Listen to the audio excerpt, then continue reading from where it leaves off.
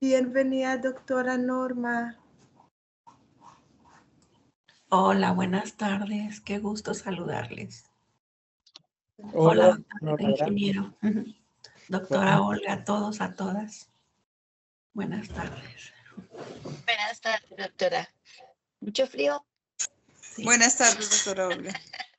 Hoy será la noche más fría.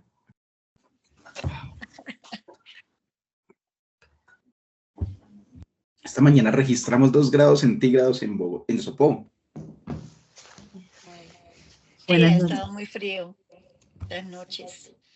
Y ha habido heladas, ¿no? Por ahí ha habido algunas pérdidas de cultivos, lastimosamente. Sí, aquí estamos congelándonos también en Hermosillo, estamos como a 30 grados.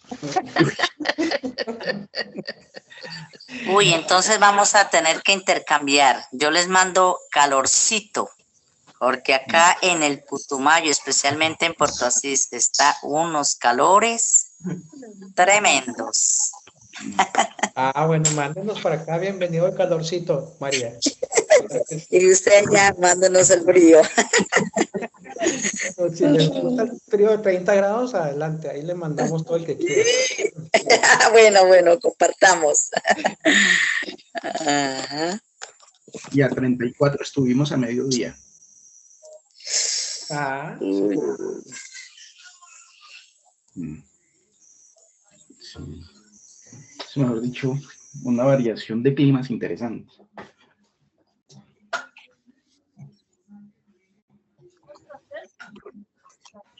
Lo típico del centro de Colombia, todos los climas en un día. Así. sí.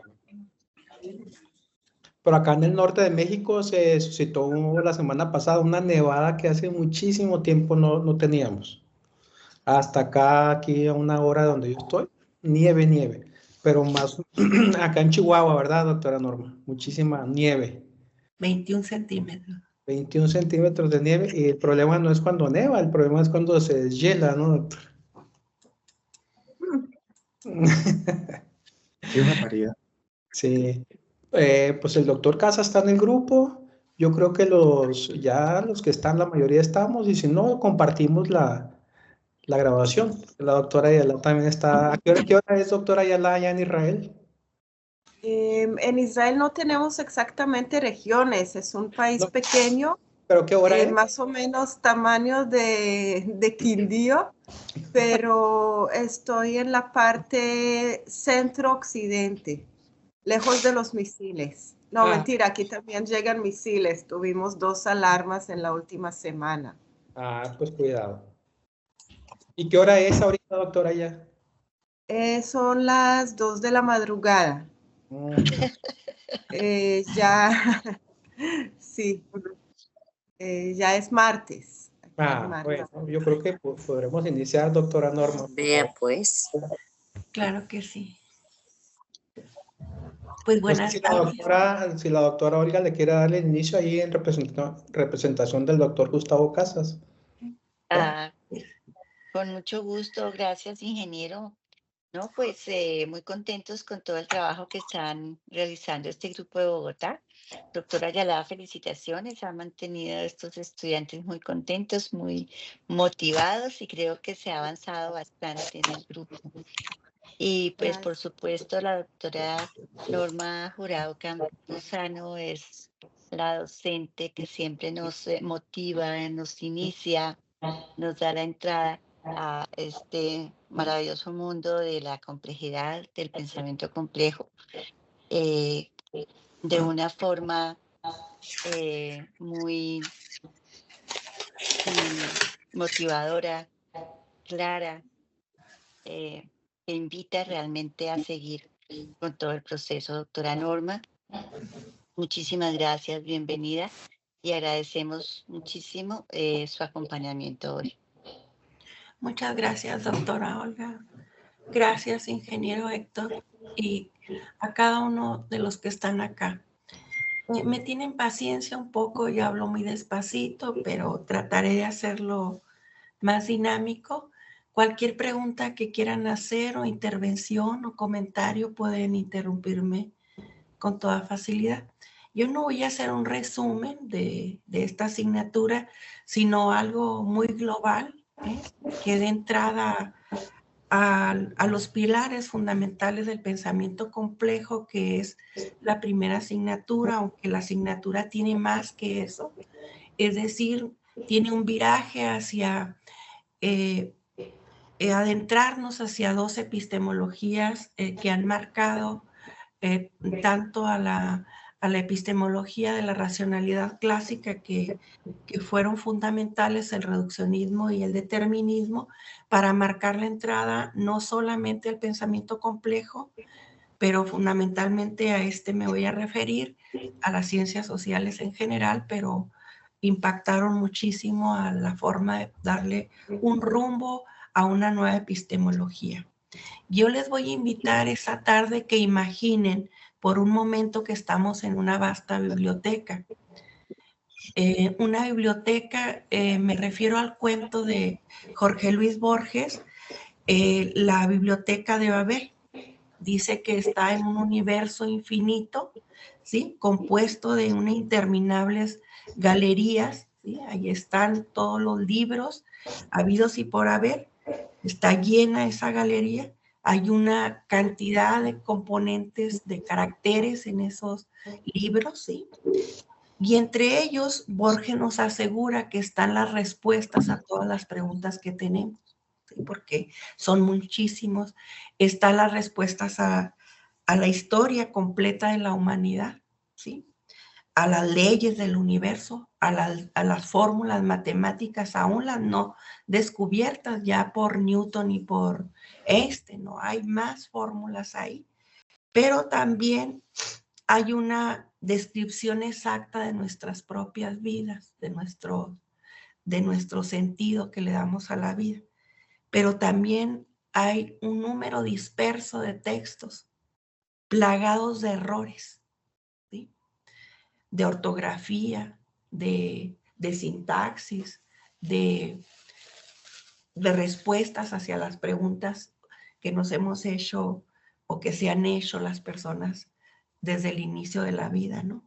Hay textos incoherentes o completamente carentes de sentido. Entonces, la tarea de esta metáfora, les digo que es una fantasía, ¿sí? Es solamente una metáfora, guarda una similitud con el proceso de investigación y con los académicos, o sea, con ustedes que están en este trabajo doctoral. La ciencia, como la biblioteca, es una empresa infinita. Es sumergirnos en estos textos y ir seleccionando aquello que de cierto modo nos dé respuesta a las preguntas de investigación, a nuestras propias hipótesis. Es caótica la biblioteca en la que nos sumergimos. Pero cada bibliotecario con paciencia y rigor va seleccionando ese problema de investigación que no se reduce a la entrada a una biblioteca o a la estancia en una biblioteca, y menos en estos tiempos donde la Internet, en esta fase que estamos de inteligencia artificial, tiene otros momentos, ¿no? Entonces nos enfrentamos a una de las claves del pensamiento complejo, que es la incertidumbre, ¿sí? Este concepto que viene de la mecánica cuántica, de uno de los grandes que en 1927 descubrió Wagner, Joxaben, algo así se pronuncia, ¿no? Es un alemán que descubrió el principio de incertidumbre, donde no tenemos precisión por el número de partículas que se mueven a los objetos, ¿no? Entonces ese principio va a ser importantísimo en el pensamiento complejo y en los destellos que se van a dar para plantearnos otra forma de investigar. Entonces, esta metáfora me gustó mucho porque este encuentro nos invita a, como doctorantes, a ver que la biblioteca infinita al que nos remite Borges no es un lugar de desesperanza. Tampoco la inteligencia artificial es un lugar de desesperanza, sino un recordatorio del valor de la ciencia, y ahorita vamos a ver lo sobrevalorada que estuvo en la época de Newton y todos los desprendimientos que se tuvo de Copérnico, de Galileo, Copérnico, Newton, hasta la actualidad, ¿no? Entonces, es un recordatorio del valor de la ciencia, de que no alcanzamos verdades absolutas, ¿sí? Esa es otra de las características a partir de los descubrimientos o de esta evolución histórica que se hizo, ¿no? Les propongo, pues, que tomemos la obra de Borges, que lean este cuento, es de 6 paginitas. Yo no se los voy a leer, no es una clase de literatura, pero me gusta casi siempre que trabajo con los grupos recuperar una parte de la obra de Borges, porque es un epistemólogo, aunque era un literato, nos sumergía en la parte epistemológica, ¿no? ¿Cómo navegamos en esa biblioteca infinita que es la ciencia? ¿Cómo navegamos con nuestros problemas de investigación? ¿Cómo nos sumergimos o cómo construimos conocimiento en un mundo donde la certeza es esquiva? Bueno, después de esta parte que me gusta de este cuento, voy a hacer una proyección. Ay, ¿qué hice? Ay, Dios, permítame. No sé dónde me quedé.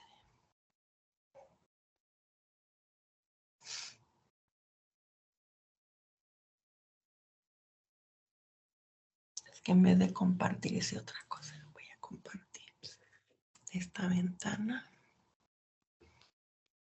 ¿Qué es? ¿Por qué no está bien? Bueno, así. Voy a compartir.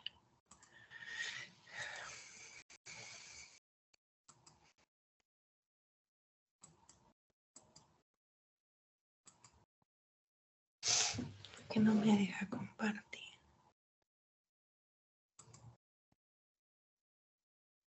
No.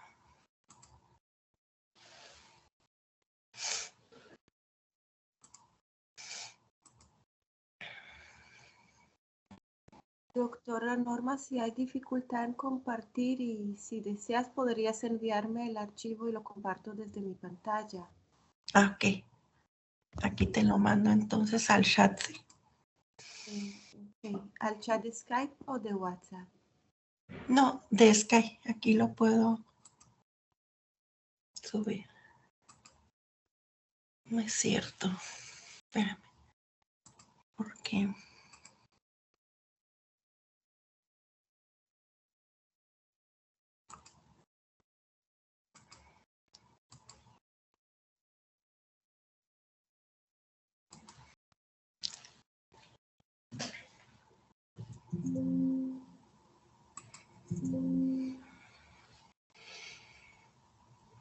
Descarga. Compañeros, aprovecho mientras tanto. Acabo de recibir un aviso de Lorena Castro de Servicios Escolares que en transcurso del día o de hoy o de mañana los va a contactar para compartir la información sobre las opciones de pago. Ok, listo, dale, gracias. Con gusto. Y aquí tenemos a Juan preguntando cómo se llama el cuento. La biblioteca de Babel. Ok, muchas gracias. Nos llegó la presentación. La estoy descargando y voy a compartir mi pantalla. Un momentico. Okay. Compartir pantalla.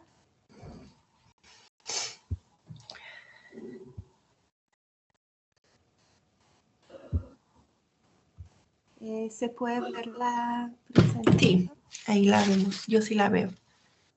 No sé los demás. Sí, sí, se está bien. Bueno, miren, les comento. Desde el siglo más o menos 17, con la obra de Newton y los principios matemáticos de la filosofía natural, que fue una parte de la que él estableció o sea, las matemáticas, ¿no?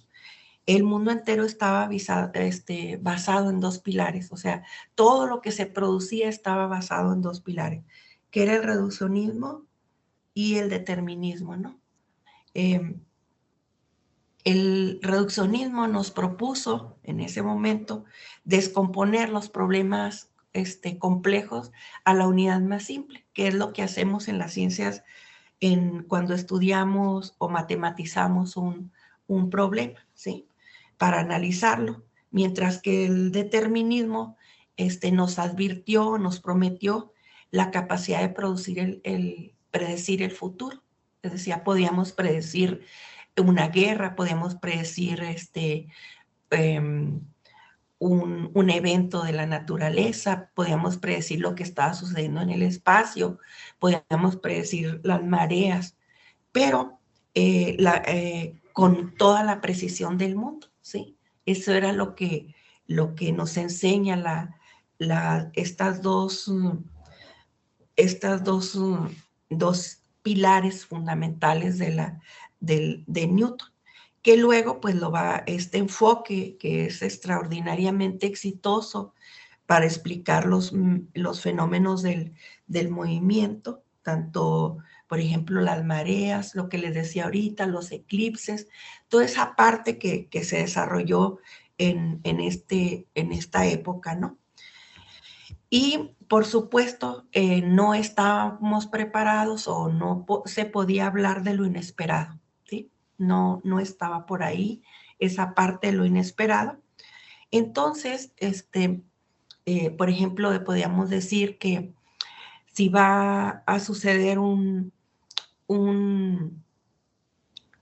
eclipse en determinada parte, o sea, podíamos determinar, podíamos predecir en qué momento se iba a dar ese eclipse, pero no podíamos advertir que podía haber alguna situación que no nos permitiera o que el eclipse se diera de tal manera, ¿sí? Esta es la parte que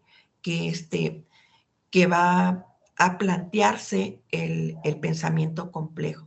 Entonces, estos dos pilares de la teoría de Newton, que son muy elementales, dijera yo, en el racionalismo cartesiano.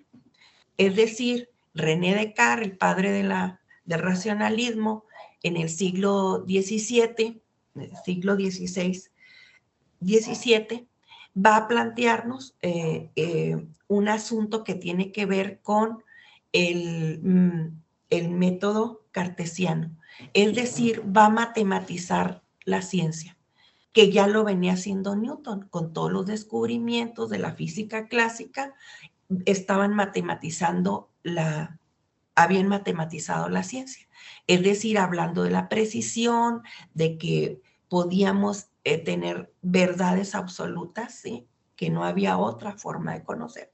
Entonces, René Descartes lo que hace es cortar una tradición que se tenía con el medievo, es decir, todo el saber, toda la verdad estaba depositado en Dios. Entonces, lo que hace René Descartes es darle protagonismo al sujeto.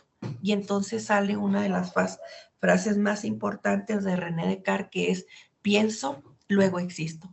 Es decir, el sujeto tiene la capacidad de pensar, ¿sí? Tiene la capacidad de dudar de todo, menos de que piensa. Esa es una frase fundamental. Y esto permitió, ¿sí?, que encontráramos dos sustancias, la del pensamiento, la de pienso, luego existo, y la de sustancia extensa, que se refiere al mundo natural y al propio cuerpo. Es decir, la duda metódica es: dudemos de todo. Y entonces había que matematizar el método científico. Todo lo que nosotros quisiéramos estudiar, había que matematizarlo a partir de 4 pasos fundamentales, de 4 reglas fundamentales, ¿no? Entonces, aquí, si ustedes observan, hay dos entes, está el sujeto y está el objeto de conocimiento, pero una de las características es la capacidad, o sea, que la ciencia ahora va a estar finjada en la razón, no en Dios, no en los eclesiásticos, no en el medievo que tenía ciertas respuestas, pero eran preguntadas a los líderes religiosos y estaba depositada en el Todopoderoso, que era Dios. De ahí en adelante, había que pasar por cuatro reglas, ¿no? O sea, matematizó tanto el método científico, quien no lo cumpla, se sale y había que objetivizar. Y entonces tenemos 4 fundamentos, que es la evidencia, tener evidencia empírica, es decir, el dato que me permita a mí, ¿sí? Que me permita establecer y aceptar, pero todo aquello que yo pueda demostrar, ¿sí? Nada más. O sea, cualquier cosa que yo piense o que hay esa interferencia, como les decía ahorita del eclipse, es que es probable que el eclipse no suceda porque caiga un meteorito. No, eso ya no, se sale. No podemos pensar eso. El eclipse va a suceder porque yo lo puedo determinar que eso va a pasar con las medidas, con todo lo que se había descubierto, el desarrollo de las ciencias. Luego viene otro fundamento que es otra de las reglas, que es el análisis. Es esta parte del reduccionismo, reducir a la unidad más básica un problema, un fenómeno, la realidad, ¿sí? Cualquier cosa para estudiarla. Y luego la arreglamos, la componemos, la vamos armando para dar cuenta de esa realidad. El tercero se refiere a la deducción, que consiste en construir verdades complejas a partir de la simple. Parece que es una repetición, pero no lo es. El análisis es la descomposición, la deducción es a partir de esa descomposición yo creo verdades, ¿no? Y son verdades universales en ese momento, ¿no? Y finalmente la comprobación, que exige verificar paso a paso para asegurar la validez. Y de ahí que nosotros, cuando realizamos investigación con el método científico, y esto no quiere decir que lo tengamos que descartar, sino que requerimos de los instrumentos de la ciencia, matrices, aplicar determinados instrumentos verificables que me permitan la validez de lo que estoy diciendo. Claro que se ha avanzado mucho, pero estas 4 reglas eran fundamentales, son fundamentales, siguen siendo fundamentales, porque la vigencia del método cartesiano tuvo aproximadamente 4 siglos y medio. Y después con Popper y otros, el positivismo, y hasta la fecha, todos los que trabajamos desde las ciencias naturales o con el método científico, tenemos que apegarnos no a estas 4 reglas, pero sí estar muy cercas a la objetividad, a la validez, a presentar las evidencias y que el proceso de análisis se siga. Entonces, si ustedes se fijan, desde Newton, ¿sí?, se pretendió la matematización, ¿sí? O sea, inspirado en el rigor matemático para descomponer y verificar las problemáticas, no solamente las naturales. Claro que en ese momento, pues los fenómenos más importantes, pues eran los que tenían que ver con el universo, ¿no? Había que explicarse el tiempo, la velocidad, todas estas partes que regían o que buscaban explicarse leyes para entender el universo, ¿no? El siglo XX trajo rupturas epistemológicas muy importantes, no solamente epistémicas, trajo rupturas económicas, históricas, sociales, ¿sí?, que se presentaron, porque la naturaleza no podía seguir siendo considerada como una máquina regida por las leyes matemáticas. Sin embargo, fíjense bien, todos estos avances que se tuvieron a partir del siglo XVI, siglo XV, permitieron a las ciencias sociales y al pensamiento complejo pensar más allá de esta dualidad que se nos había presentado, donde el sujeto no tenía injerencia en el proceso de conocer, ¿sí? O se buscaba que esa subjetividad no implicara en el resultado de nuestra investigación. Y eso lo sabemos, ¿no? Que es imposible, ¿no? El sujeto tiene opiniones, el sujeto parte de hipótesis, incluso a veces tiene las respuestas a la realidad que está investigando. Entonces, aquí el cojito, ¿sí? Estaba como punto de partida para establecer la verdad, es decir, el sujeto cognoscente, este sujeto que pensaba, pero estaba separado, ¿sí? Había una separación. De ahí, ¿por qué atraigo el asunto del paradigma? En 1962, Thomas Kuhn presentó un libro ante la comunidad científica sobre 3 cosas importantes, ¿sí? No solamente una. Una que tiene que ver con la ciencia normal, paradigma e inconmensurabilidad. Batallo con esa palabra por larga, ¿no? Estos 3 conceptos creo que nos van a explican algunas cosas de por qué un paradigma se agota, ¿sí? Por qué un paradigma ya no responde. Bueno, hay varias hipótesis. Una, porque hay muchas anomalías, ¿sí? Ya no, el paradigma no, la comunidad científica tiene una serie de anomalías ante los problemas que está investigando, ¿sí? La otra es porque la ciencia normal tiene una linealidad y esa linealidad que tiene, o la comunidad tiene normas, tiene valores, tiene un episteme, ¿sí? No da respuesta a los problemas contemporáneos, que fue lo que pasó con la racionalidad clásica. La sociedad siguió avanzando y entonces los problemas globales se estaban planteando los problemas del universo, pero no los problemas sociales, los problemas globales, los avances que teníamos tecnológicos, esos no estaban pensados. Entonces, el asunto, pues, las bases que explicaban un fenómeno, por ejemplo, las leyes de Newton, las técnicas que se tenían para realizar experimentos y obtener datos, ya no daban, ¿no? No había una forma en que respondieran. Entonces ahí es cuando se presentan las anomalías en la misma comunidad, pero la comunidad científica no se da cuenta porque está envuelta en esa epistemología, le tiene fe, hay un acto de fe religiosamente hablando, ¿sí? La comunidad se cree todo lo que está ahí a su alrededor.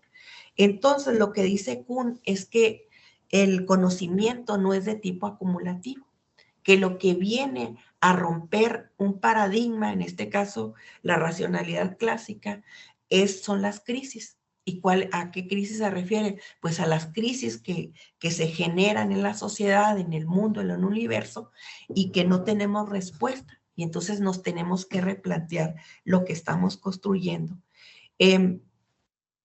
La ciencia normal, los científicos actúan como si resolvieran pues un rompecabezas, trabajan con problemas muy específicos o generales, ¿no? Pero de repente, y tienen soluciones. Ahí la ciencia normal, dijéramos, responde a los imperativos que presenta la sociedad o que tiene la comunidad científica, tienen reglas, tienen valores, tienen complicidades, ¿no? Son leales a esa comunidad. Entonces, ¿qué es lo que rompe a una comunidad científica? Las crisis y las revoluciones que se van presentando en la medida que la ciencia avanza, ¿sí? Entonces, aquí vamos a tener las revoluciones científicas del siglo XX, ¿sí? Que van a ser varias, ¿no? Yo puse algunas nada más. La relatividad, ¿sí? Que fue cuestionada, ¿sí? Totalmente por Einstein. Luego la mecánica cuántica, fue cuestionada la física clásica, ¿no? Surge la mecánica cuántica, es decir, cuando nosotros queremos medir un objeto y la imprecisión es increíble. Entonces, lo que aporta la mecánica cuántica es la imposibilidad de medir exactamente un fenómeno, un objeto. Piénsense en una canica que está en un cuarto oscuro y la iluminamos con una lámpara, y esos fotones que nos permiten ver la canica, en esas partículas algo se mueve, algo acontece ahí, que podemos tener un cálculo de la medida de esa canica, pero no exacta. Esto hizo repensar la imprecisión de nuestras deducciones, de nuestra forma de pensar el mundo. Entonces, el principio de incertidumbre es fundamental, que se descubre en 1927 por Wigner, ¿sí? El alemán. La biología molecular, ¿no? Habíamos quedado en que el átomo era la unidad más pequeña, ¿sí? Y descubrimos que no era cierto, ¿sí? Que el átomo todavía era divisible, ¿no? Y así, cada una de las ciencias vamos a ver nosotros que se estaban desarrollando. Por eso les digo que las revoluciones científicas del siglo XX van a aportar muchos elementos, ¿sí? Para nosotros redefinir la realidad, redefinir los problemas que tenemos, los problemas que se nos presentan. Por ejemplo, si ustedes en la física, en la biología molecular, ustedes pueden ver el impacto, ¿no? que tuvo en ese momento cuando avanzó, que no se limitó a las cuestiones de la física, transformó la biología molecular y la tecnología, ¿no?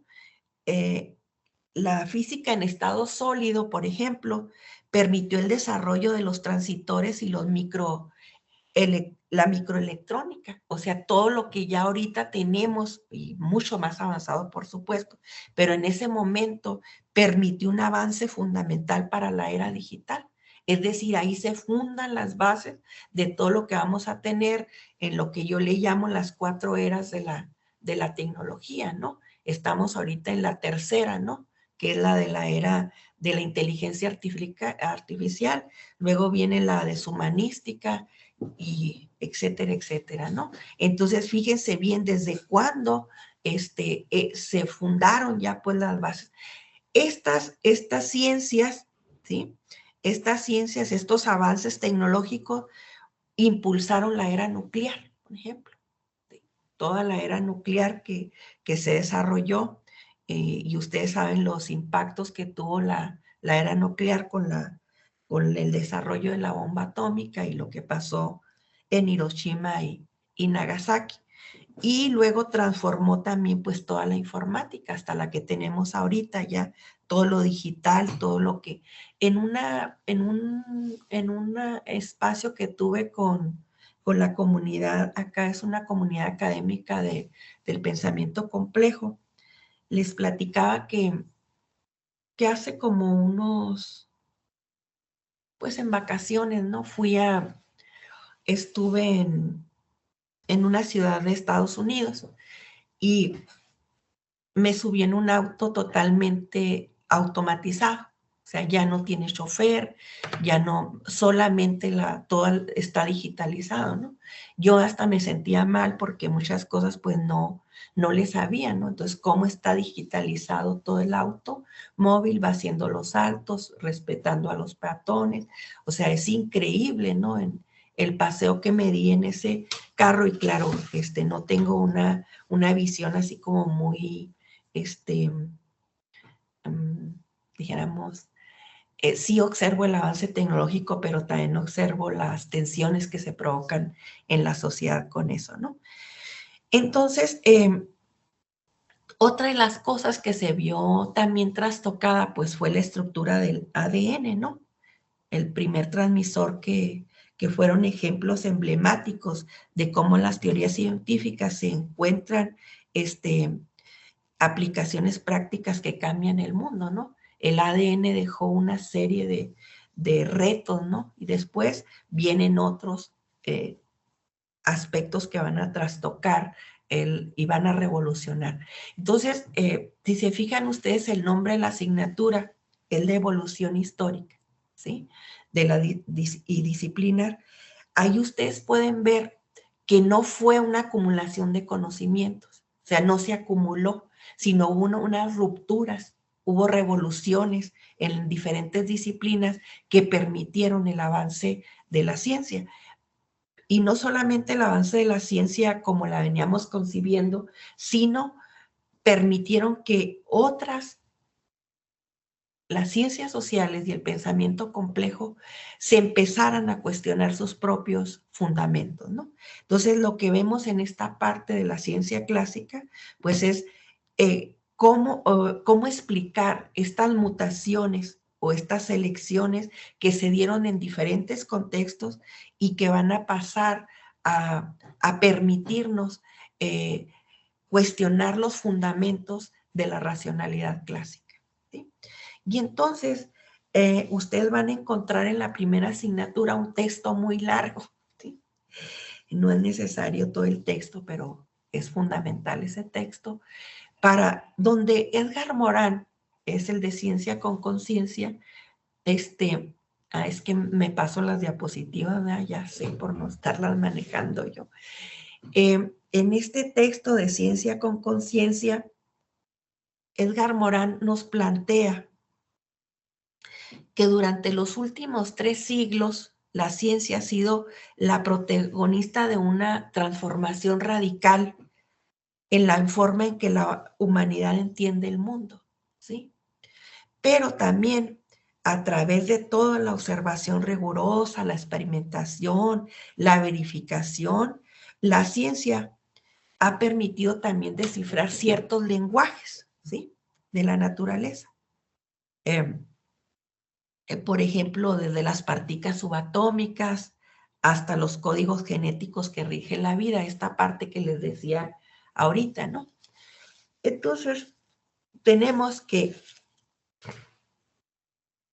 la ciencia como motor de la modernidad, acuérdense que el primer filósofo de la modernidad pues se ubica con René Descartes, ¿sí?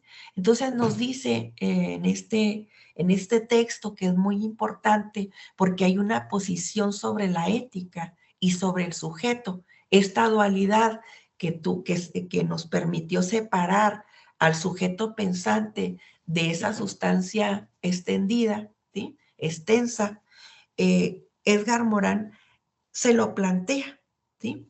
Y por un lado dice que sí es cierto que el humano ha tenido las herramientas para transformar la realidad, ha propiciado el proceso técnico, esto que les digo ahorita de ese viaje que tuve y que me embarqué en ese vehículo, ¿no? Y otras cosas, ¿no? Muy importantes, sobre todo para las personas de la tercera edad que está sucediendo en Japón, ¿no? Pero donde se pierde totalmente el contacto con lo humano, ¿no? Todas esas, pero también dice que ese control ético y social de la humanidad también ha generado desigualdades en el mundo, ¿no? Y ha generado riesgos ambientales y amenazas globales. Y ustedes pues conocen más que yo estos asuntos que tenemos ahorita. Hoy mismo la llegada, el primer día de Trump a los Estados Unidos, las guerras que se están librando, el problema emergente del medio ambiente. Aquí está Eila, así se pronuncia tu nombre, no sé. Ella está por allá también recibiendo lo que nos dijo ahorita, ¿no? Sí. Sí. ¿Sí? Ok. Bueno. ¿Mande? No, es que mencioné que mi nombre es Ayala y sí, la situación aquí en el Medio Oriente está complicada. Bueno, y entonces nos invita en este texto, y lo quise traer así, ¿no? A que no entremos en estas dicotomías de la ciencia buena y la ciencia falsa, ¿no? Que entendamos que la ciencia es un sistema intrínsecamente ambivalente, ¿sí? Y que es complejo, que debe ser enfrentado con conciencia crítica. Y aquí Morín nos propone que la ciencia debe ir más allá de los resultados prácticos, ¿no? Y considerar el papel dentro de las dinámicas sociales, culturales, históricas, políticas. Dice, sin esta reflexión vamos a avanzar muy poco, ¿no? No vamos a tener la posibilidad y corremos el riesgo de convertir a la ciencia en un instrumento ciego, manejado por poderes que no buscan el bienestar humano. Y entonces traigo esta parte porque Morín nos lleva a decirnos, no pensemos en lo bueno y lo malo, ¿sí? Sino cuál es la posición que nosotros tenemos en la producción de conocimiento, ¿no? Y entonces uno de los conceptos centrales del pensamiento complejo en la obra de Morín es la ambivalencia intrínseca en la ciencia, ¿no? La cual pone de manifiesto ciertos niveles. Y el primero, pues, es la fragmentación del saber por especialización extrema, ¿no? Esa es una cuestión que sí ha permitido el desarrollo en sus múltiples expresiones, técnicos sin precedentes, ¿no? Ustedes saben en la medicina el nivel de especialización que hay, ¿no? Y siempre hay una tendencia a la especialización, ¿no? Pero también ha llevado a la división del conocimiento, a la fragmentación del conocimiento. Cada disciplina avanza en sus propios términos, con sus propios fundamentos epistémicos y metodológicos, ¿sí? Y es incapaz de responder a las preguntas globales, por qué a las desigualdades, por qué a esta parte de las guerras, por qué a esta parte de la descomposición social, de la violencia, del odio, ha sido incapaz cuando se fragmenta, cuando las disciplinas no tienen esa posibilidad de conversar. Y luego, pues, la desconexión entre las ciencias naturales y las ciencias humanas, y eso ya lo veníamos viviendo desde Descartes, ¿no? Hay una separación totalmente. Era muy difícil estudiar los fenómenos sociales a partir del método científico porque el sujeto sí tenía la capacidad de pensar, pero no había una relación dialógica, una relación dialéctica con el objeto, con los problemas, con la realidad. La realidad es un ente allá extenso y allá está, ¿no? Entonces, Morín denuncia esta disyunción entre el estudio de la naturaleza y el estudio del ser humano, ¿no? Las ciencias naturales ignoran al sujeto que produce, ¿no? No está presente. La ciencia debe ser neutral, debe ser objetiva, debe ser cuantificable, debemos de tener certeza, ¿sí? Entonces, las ciencias humanas pues no comparten las bases biológicas y físicas de los fenómenos que se investigan. Por lo tanto, había que construir un método, ¿sí? Que no es método. Ahorita digo por qué, ¿no? Y luego tenemos la otra, que es el progreso técnico, ¿no? Este progreso, pues, hay un retroceso ético, ¿no? O sea, ¿para qué producimos? Los avances científicos traen poderes inmensos, ¿no? Pero a veces son, pues, utilizados con fines destructivos o manipulativos, lo que se hizo con Einstein, ¿no? Y que hasta se le acusa, ¿no? Pero fue el uso que se le dio a la teoría a las teorías que ellos habían producido, ¿no? Bueno, sin embargo,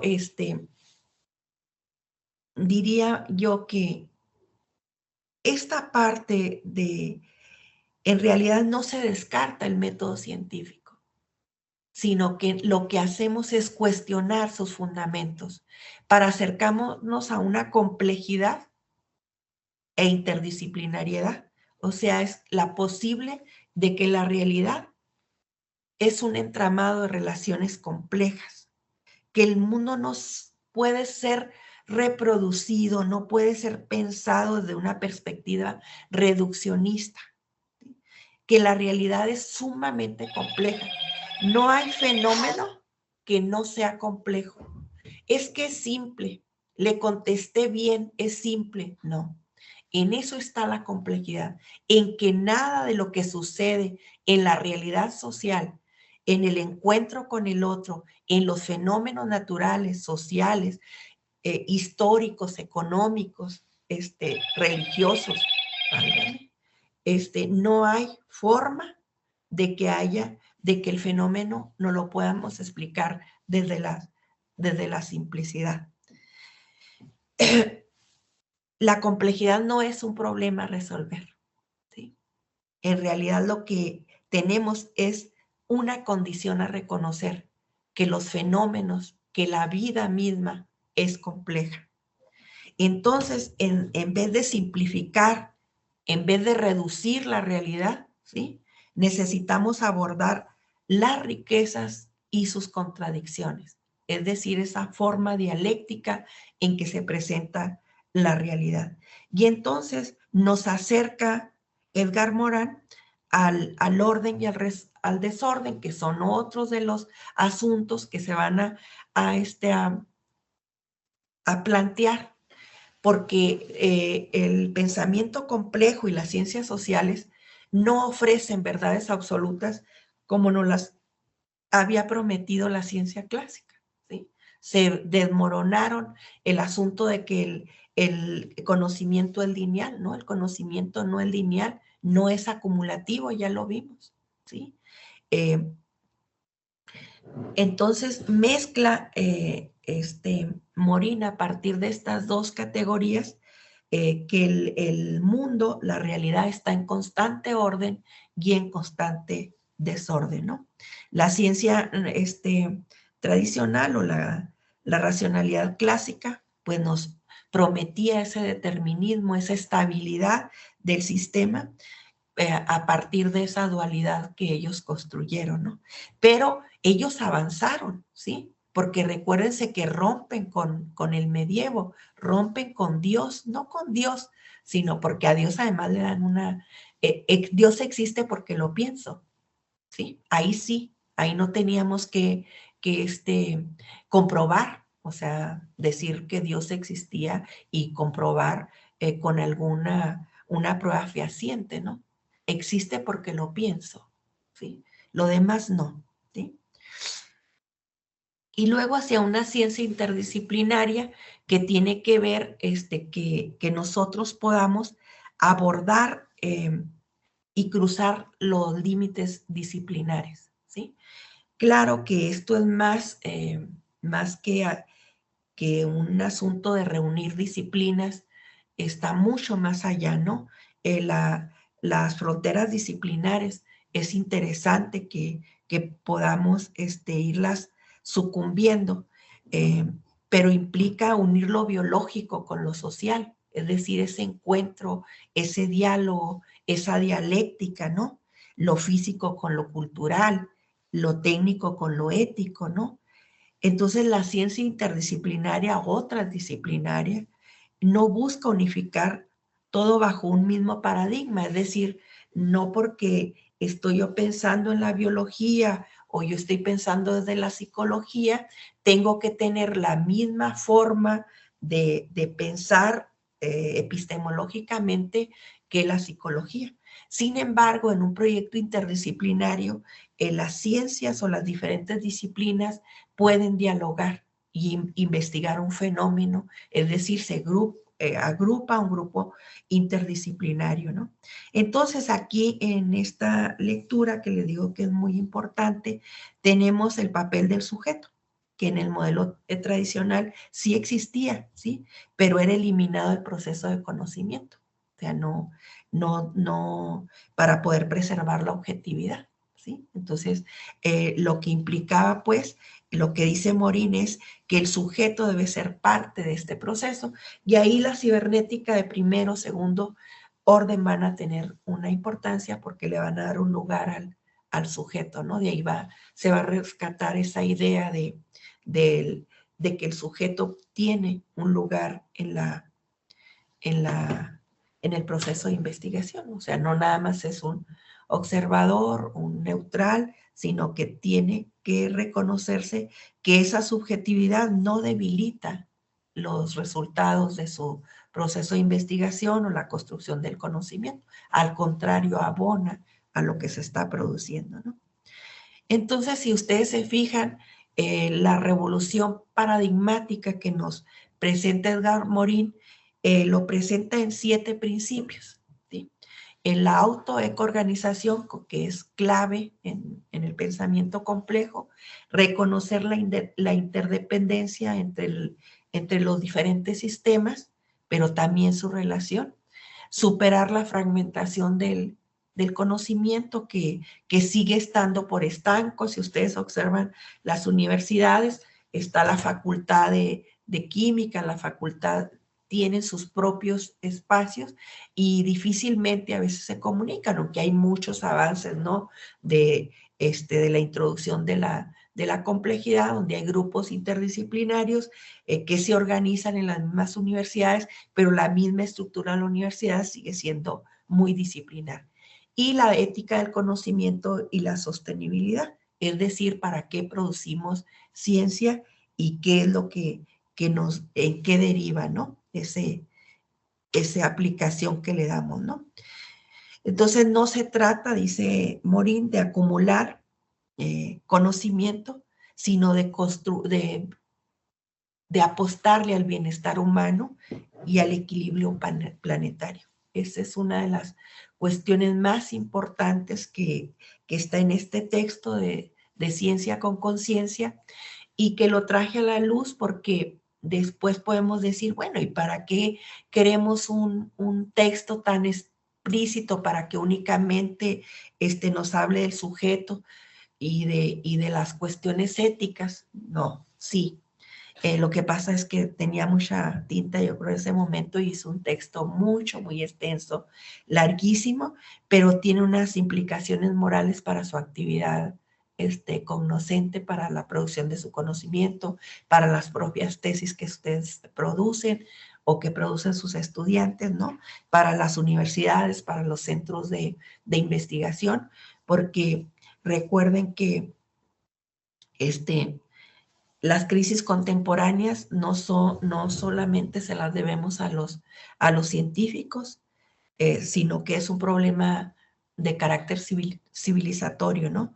Entonces, Morin dice que la humanidad necesita una reforma del pensamiento que reconozca, pues, esta interdependencia entre todos los fenómenos y adopte una perspectiva global y ética. Si seguimos pensando, y este es, creo, grande de los aportes que va a tener el pensamiento complejo, si seguimos pensando los problemas, las realidades, los fenómenos, nuestras preguntas, desde una sola mirada, ¿sí? Ahí es cuando producimos esta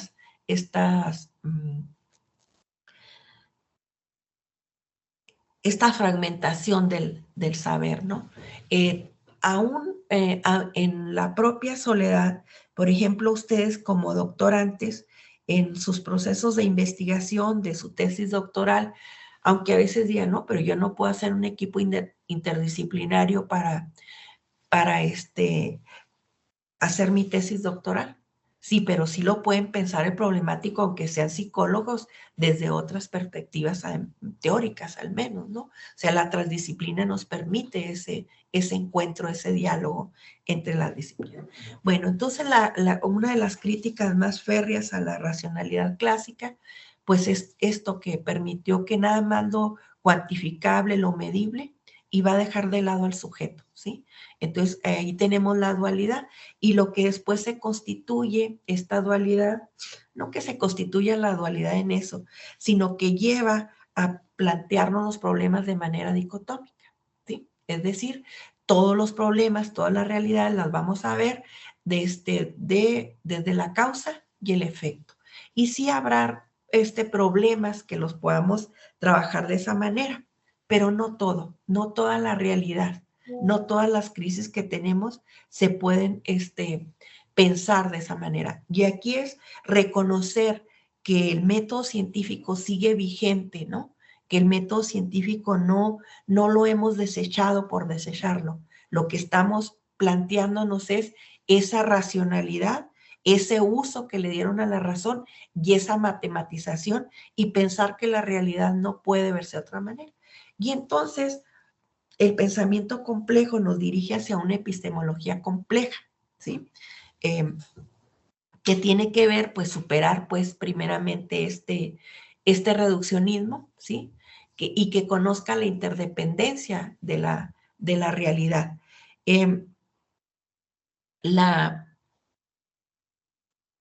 El pensamiento complejo, evidentemente, a lo mejor pudiéramos decir que hay un sesgo aquí. No, no lo hay. Los problemas contemporáneos como el cambio climático, las desigualdades sociales, los pongo como ejemplo, ¿no? Está mucho más allá de esto. Claro que son prioridades por la crisis civilizatoria que tenemos, la crisis del planeta que tenemos. Claro, aquí hay mucho tela de donde cortar para los que estudian el medio ambiente o estas cuestiones, ¿no? Entonces, hacia una epistemología compleja nos permite superar este reduccionismo, es decir, reducir a la más mínima ecuación, ¿sí? Los fenómenos y dejar de reconocer la interdependencia entre los diferentes aspectos de la realidad. El pensamiento complejo nos plantea estos problemas, sí, de tipo contemporáneo, pero no podemos abandonar que hay otras realidades, que hay otros problemas y que los problemas son multidimensionales, no dicotómicos. No podemos pensar causa, efecto solamente, ¿sí? Habrá problemas que ustedes, siempre que trabajo esta parte les digo, a ver, un niño que decimos, es que está reprobando porque no hace la tarea. Pues sí, esa es una causa, reprueba porque no hace la tarea, pero está mucho más allá de eso. Es multidimensional el problema de la reprobación para un niño. No sabemos, tendríamos que investigarlo. Yo puedo tener una hipótesis, ¿sí? Pero incluso en el método científico habría que ver qué otras variables están interviniendo para que el niño esté reprobando. Y claro, si ya lo hago desde otro punto epistémico, pues tendría, no que tenga otra explicación, pero tendría otro punto de partida desde cómo plantearme incluso la problemática, ¿no? Entonces, el investigar desde el pensamiento complejo implica que no podemos funcionar de manera aislada. O sea, no puedo explicarme. Se los voy a poner en mi trabajo que yo hago, ¿no? Yo soy psicóloga, ¿sí? Aunque yo también soy, mi doctorado es en pensamiento complejo y en ciencias sociales. Y la psicología nos aísla mucho del mundo, ¿sí? Yo soy de cierto enfoque en la psicología y ese enfoque en la psicología no permite el diálogo ni con la filosofía, ni con la sociología, olvídense con los asuntos biológicos, ¿no? O sea, es un pleito, ¿no? Por ejemplo, con las neurociencias, con los avances que tienen otras disciplinas, ¿sí?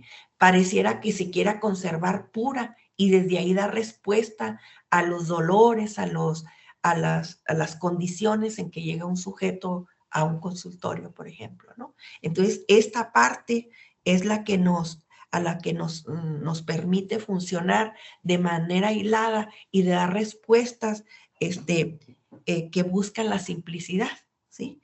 En vez de abrazar la complejidad, porque no es lo mismo cuando abrazamos la complejidad desde las cuestiones contextuales de los sujetos o de las familias o del mismo sistema natural o de lo que está profundamente interconectado hoy con las nuevas tecnologías de los jóvenes, que el teléfono es algo que los atrapa, ¿no? No, lo tenemos que pensar disciplinarmente desde la psicología que yo me muevo. Entonces, debemos de ser conscientes, ¿no? De las implicaciones que tiene esta perspectiva de mirar, de tener una mirada o un rol muy específico en nuestras propias disciplinas, y no damos entrada al otro. En esta parte, la bioética y el nuevo saber, la bioética conecta la ciencia con las implicaciones éticas y cuestiona la neutralidad de la ciencia, ¿no? Esta neutralidad que hemos venido navegando desde siempre, desde que se empezó el desarrollo en la modernidad de la ciencia, ¿no? Entonces, que todo avance debe de evaluarse en función del impacto en la vida y en la naturaleza. Y entonces, la bioética, ¿no? Por ejemplo, la edición de la genética y la inteligencia artificial, nos obligan a ver cómo la bioética, una de las cosas que tiene que hacer, pues es reflexionar sobre las consecuencias de nuestras propias decisiones científicas, que en determinados momentos pues no se han hecho, ¿no? Por ejemplo, con las armas de destrucción masiva, o con todas las armas, ¿no? Con toda la alteración genética que se hace con los alimentos, o las alteraciones que se hicieron con la oveja Dolly, o ya quien dice que ya se pueden crear niños, niñas, infancias en un vientre externo, ¿no? En un laboratorio, ¿no? Entonces, la bioética pues está obligada, ¿no? A cuestionar esta neutralidad de los avances tecnológicos. Y dice que pues aboguemos por un cambio de paradigma, ¿no? Para que se respeten todas las formas de vida, todas las formas, sí, de pensar, sí, pero que también tengamos en cuenta el asunto ético. Evaluar pues los avances científicos en función de lo que les decía ahorita, de la vida y de la naturaleza, y proponer paradigmas que integren las ciencias naturales, las ciencias sociales y las cuestiones éticas. Y pues que debe ser entendida, ¿no? La ciencia para transformar el mundo. No siempre lo es. Ese es un hecho, ¿no? Hay otros fines, depende de quién esté construyendo ciencia. Para introducirnos al pensamiento complejo en la investigación, el pensamiento complejo surge, pues, les decía yo, desde la época de Newton, que se empezaron no en la época de Newton, sino recuperando los desarrollos que tuvo Newton, sobre todo con el tiempo, con la velocidad, nos permitieron revisar las limitaciones del reduccionismo y del determinismo, que les decía yo en la entrada, que son dos conceptos fundamentales en Descartes, ¿sí? Porque hagan cuenta que ya teníamos la certeza de todo lo que iba a pasar. Se podía predecir la vida, se podía predecir lo que iba a acontecer en el mundo. Y claro, en ese momento se podía algunos fenómenos del universo, ¿no? Pero no todo, ¿no? Porque tanto el determinismo como el reduccionismo pues fragmentan la realidad, la desconectan, ¿no?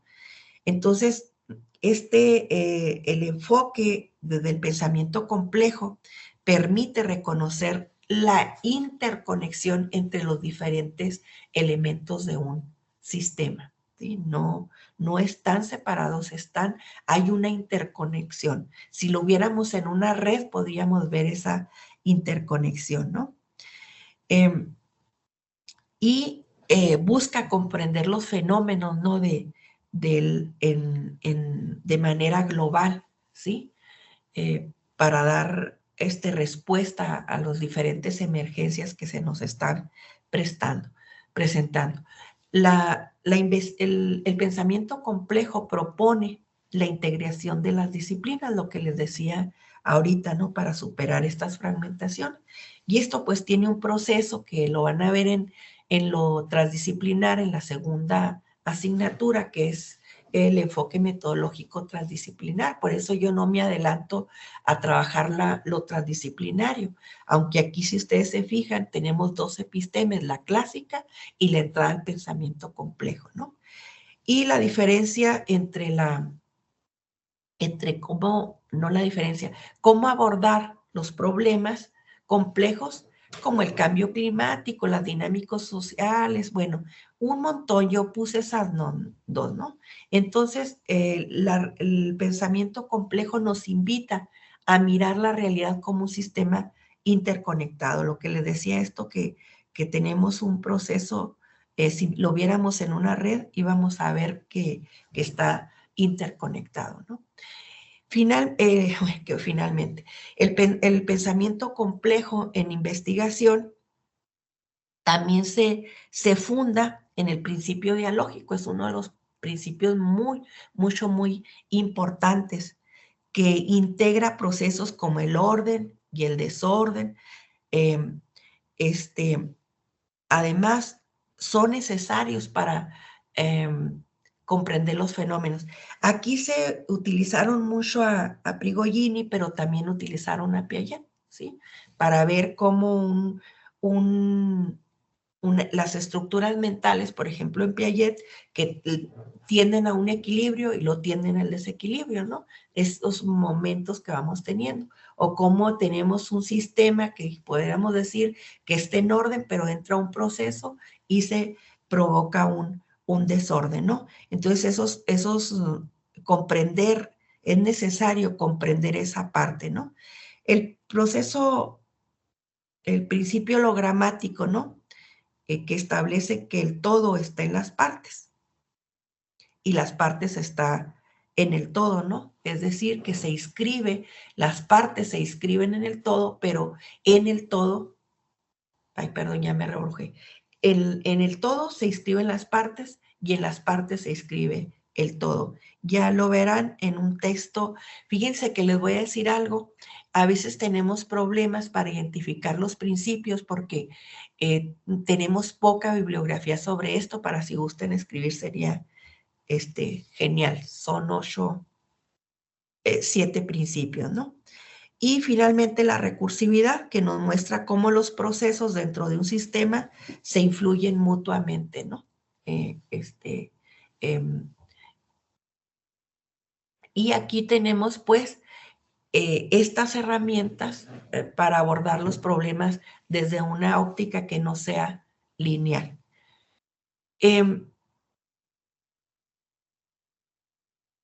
Y siempre nos van a estar convocando, siempre, ¿sí? Hacia una ciencia compleja y ética.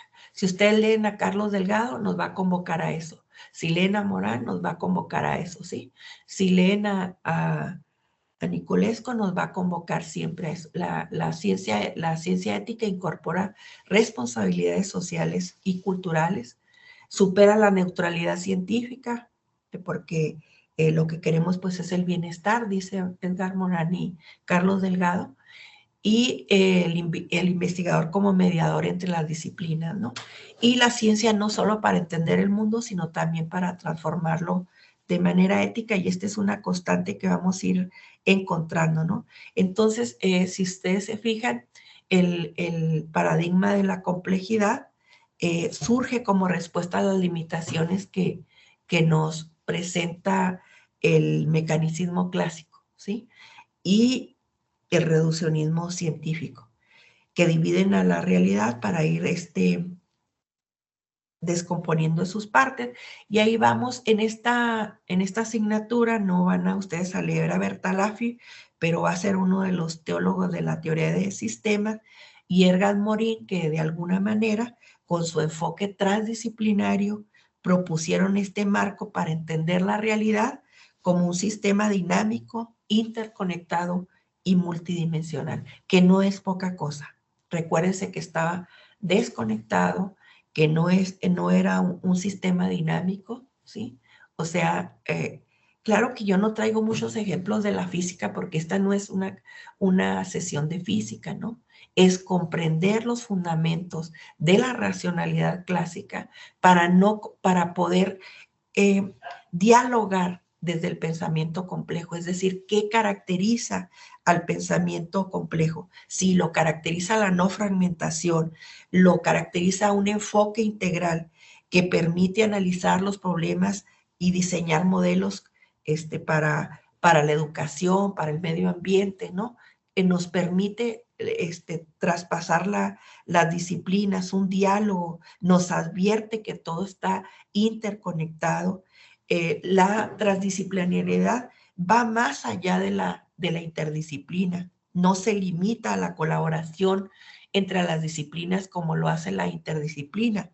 Este enfoque supera las limitaciones tradicionales para integrar el conocimiento, aborda los fenómenos en su totalidad.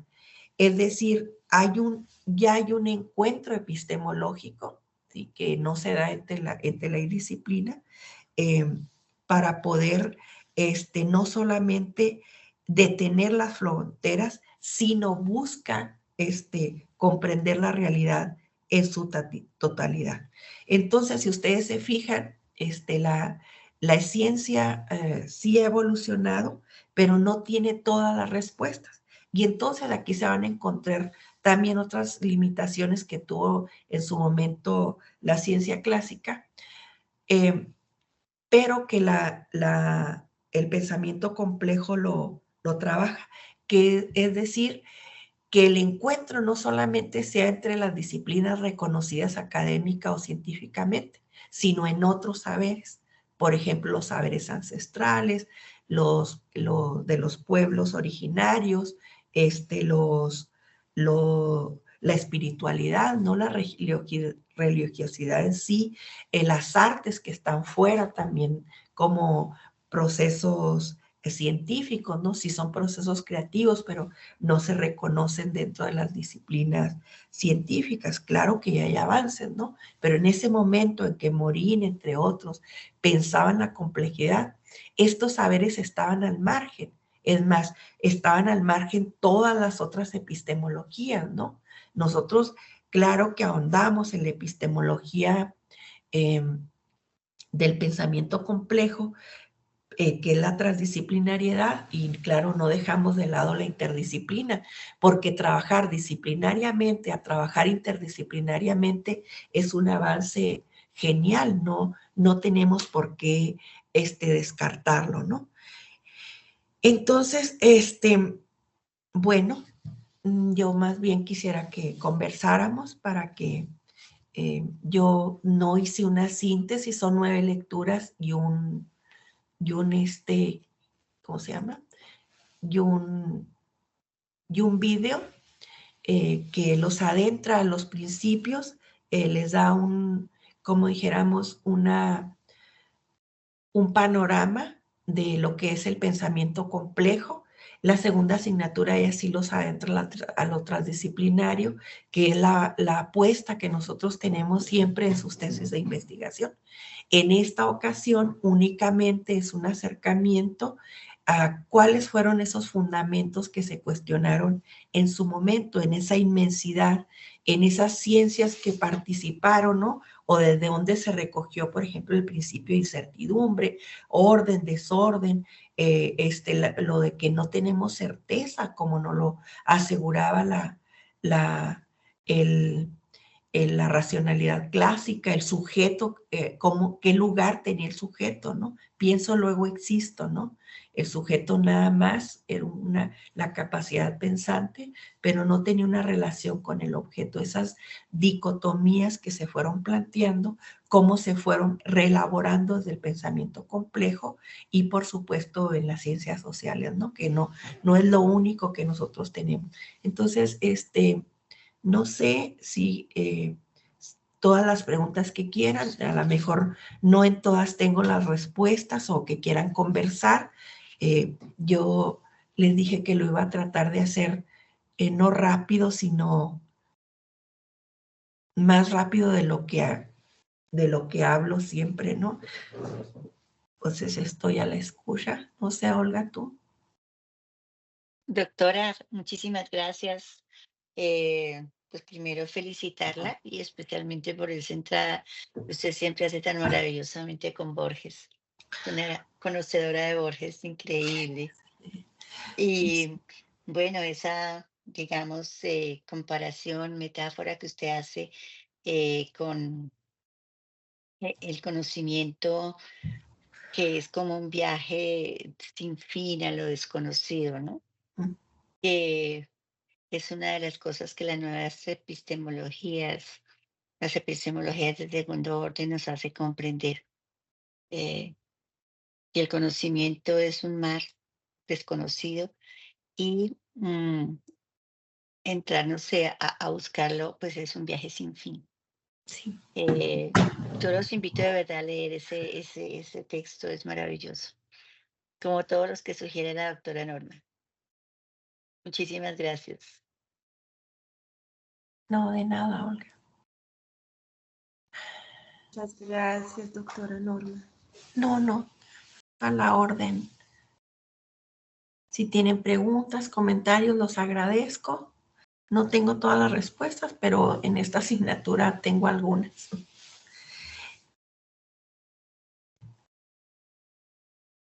Adelante, Juan. Perdón. Ok, muy buenas noches para todos. Muy bien. Feliz amanecer, doctora Ayala. Gracias. Bueno, respecto a una, doctora Norma, la experiencia que tú tenías con el carro automatizado, precisamente recientemente vi como un reportaje que pasaron por la CNN, donde Andrés Oppenheimer, decía precisamente que la inteligencia artificial, si bien es cierto que llegó para quedarse, pero me parece bastante interesante que todavía nosotros como seres humanos todavía necesitamos de la otra persona. Y pues se hacía ese llamado porque, bueno, sí, en teoría decían que los aviones pueden despegar, aterrizar con perfecta precisión, pero que difícilmente una persona podía llegar al punto de confiar totalmente en la tecnología para realizar esta tarea, sino que decía, muchas veces la persona se siente tranquila si sabe que hay un piloto, así el piloto no haga nada, o sea, la parte humana. Eso me lleva a pensar que hay algunos aspectos muy importantes y sobre todo esa parte de cómo recuperar la parte social de todos los seres humanos, como tratar de enfocarnos un poco más o como tratar de, de rescatar esa parte humana, que es tal vez lo que se está perdiendo.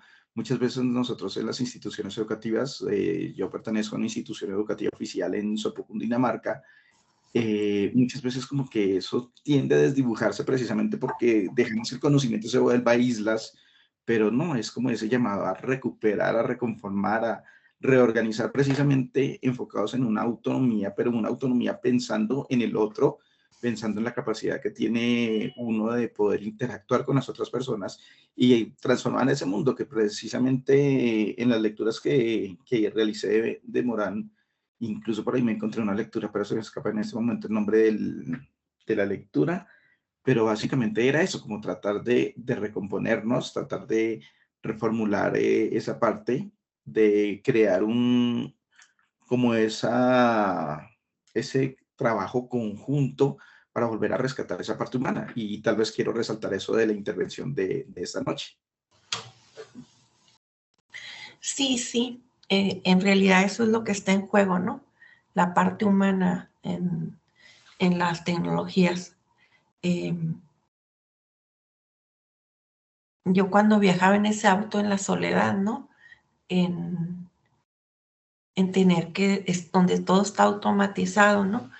Pero bueno, lo del viaje es lo de menos, ¿no? Lo podemos ver en lo que está sucediendo en Tokio, ¿no? Por ejemplo, con el cuidado de los ancianos, de la edad del invierno, ¿no? Donde el cuidado está destinado realizado por puro robot. Entonces se pierde toda la parte del calor humano. Esa es una realidad que está sucediendo en estos países con un desarrollo tecnológico descomunal, ¿no? Pero también, o sea, lo que le decía lo que dice Edgar Morin, o sea, ¿para qué? No es bien ni mal, sino que sea sostenible, ¿no? Por ejemplo, tenemos avances mismo en estas ciudades, en Tokio, el trabajo que están haciendo los robots con las personas que tienen Alzheimer, pero descuidado totalmente la parte humana, ¿no? Entonces ahí es cuando lo que nos dijo el compañero, que se deshumaniza, ¿no? El contacto. Pero sin embargo, por ejemplo, yo he visto en otros países, en documentales, lo que se está haciendo, por ejemplo, en Brasil, ¿no? Con las nuevas tecnologías para recuperar el Amazonas o para la siembra, ¿no? Con el uso del agua, o lo que se está haciendo en Etiopía, en lugares donde el agua es sumamente escasa, donde ya un trabajo interdisciplinario tiene que ver, sí, la ciencia, pero el encuentro con las comunidades que están en muchos problemas, no solamente para cuidar, sino para el proceso que se lleva a cabo para producir. Entonces hay muchas cuestiones tecnológicas en el uso de la medicina, como esta parte. Por ejemplo, algo que conozco muy bien es el uso de los robots en la parte de las personas que tienen psicosis extraordinarias, en estados muy avanzados, ¿no? No en México, no hay todavía, no tenemos esos, pero efectivamente todo el desarrollo que se fundó a partir de los descubrimientos que hizo la física cuántica, ¿no? Y lo que tenemos ahorita, pues espera una era para el 2050, ¿no? Gran parte de los países muy tecnologizados, se espera que esté regida por los robots, ¿no? Pero las tensiones pues son los países que no tienen. Y el problema que tenemos pues es el desempleo, ¿no? Piénsese en estos taxis que hay en Manhattan y que usted se sube y no hay nadie que los dirija más que un cerebro que está trabajando. Entonces ahí se pierden miles de empleos. Ahora, el problema no es la máquina. ¿Sí? Ese no es. Pues lo mismo sucedió en la revolución industrial, ¿no? Que le echaban la culpa en ese momento a la máquina. El problema no está ahí, ¿sí? Está en la deshumanización que provoca, porque se pierden miles y miles de empleos. Y entonces yo les decía que las universidades pues deben de revirar, ¿no? A cuáles van a ser las habilidades que van a prometer en eso, por esta referencia que hace el compañero, ¿no? Entonces el pensamiento complejo transdisciplinariamente, ¿sí? Trabajando también con la parte tecnológica, da respuesta a muchas de las problemáticas cuando se trabaja desde esta perspectiva epistémica, ¿no? Hay mucho trabajo en las universidades, también ya mexicanas, no nada más extranjeras, ¿no? Hay también universidades mexicanas, la misma currícula de multiversidad que está elaborada por nodos es uno de los principios para trabajar los currículos transdisciplinariamente. Es decir, que incluso se pueden cursar, cualquiera de los nodos se podría cursar, claro que aquí tienen un orden, ¿no? Pero están interconectados, ¿sí? Están interconectados todos. Entonces hay como ciertos empleos directos que podemos encontrar, ¿no? Pero por supuesto, Juan, que en la parte humana, en la parte tecnológica, pues es lo que habría que revisar, ¿no? Y lo que yo digo es que la única forma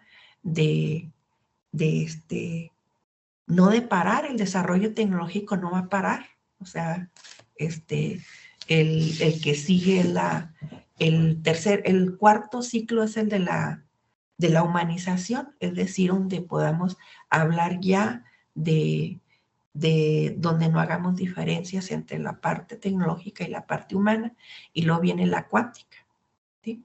Después de que yo ya no la voy a alcanzar a ver, ya no la vamos a alcanzar a ver, son años los que van a pasar, pero la predicción es esa, ¿no?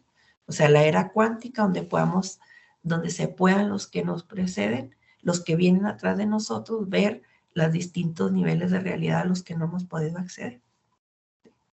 Entonces, así está. ¿Me permite un ejemplo, doctora Sí, Norma?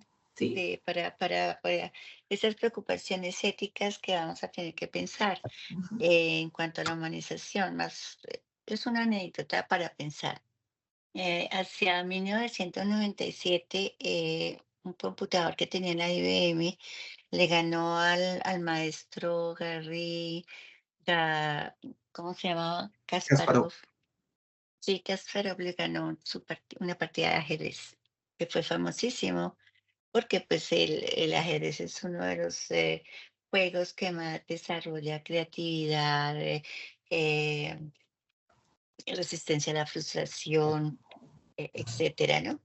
Cuando después él dio una entrevista, Kasparov dio una entrevista, y dijo, ¿usted qué opina de eso que pasó? Y dice, nada, puede ganarme porque conoce las combinaciones, pero hay una diferencia entre el computador y yo, y es que él no sabe que ganó.